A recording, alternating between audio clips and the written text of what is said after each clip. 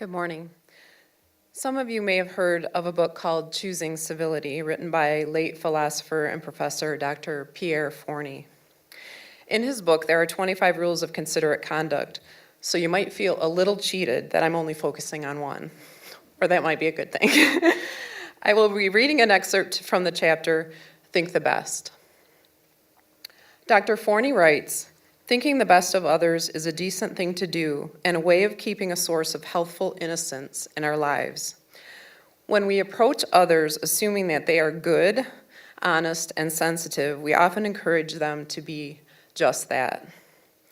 In my role as a teacher, my drive and enthusiasm in the classroom owe much to my assumption that all of my students are essentially good human beings, interested in the pursuit of knowledge and willing to work hard. Believing that they are good, I want to be good for them.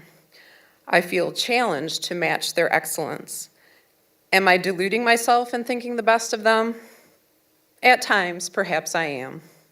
But what really counts is that almost all of them will rise to the occasion, riding the tide of my trust. As I think the best of them, they will be shaped by the credit I am willing to give them. They will begin to become what I think they are.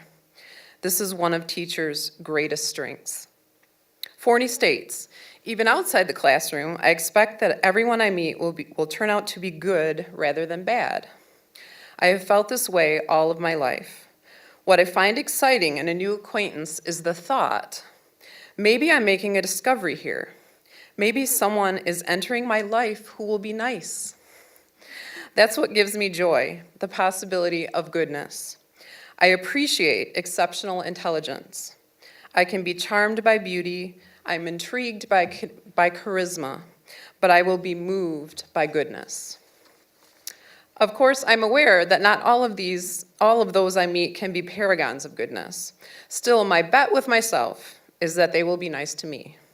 I think of my goodwill as an unspoken challenge to them and envision that our lives will be made better by our interaction." Forni goes on to explain an example by another writer. This example can be seen in the story of Two Raindrops by Millen. "I was on a train on a rainy day. The train was slowing down to pull into a station. For some reason, I became insistent on watching the raindrops on the window.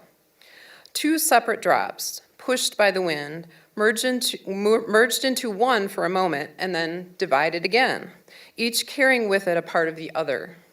Simply by that momentary touching, neither was as it had been before. And as each one went to touch other raindrops, it shared not only itself, but what it had gleaned from the other. I saw this metaphor many years ago and is one of my most vivid memories. I realized then that we never touch people so lightly that we do not leave a trace. Our state of being matters to those around us, so we need to become conscious of what we unintentionally share so that we can learn to share with an intention." Forni says, "I have read these words by Peggy Tabor Millen many times, but the image of the merging and dividing of the raindrops doesn't cease to enthrall me. What a vivid and memorable way of clothing a truth, both simple and great. We never touch people so lightly that we don't leave a trace." What is civility, if not a constant awareness that no human encounter is without consequence?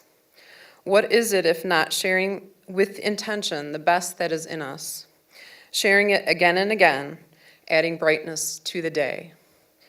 So as we consider Forni's words, I think we can all benefit from this reminder to think the best.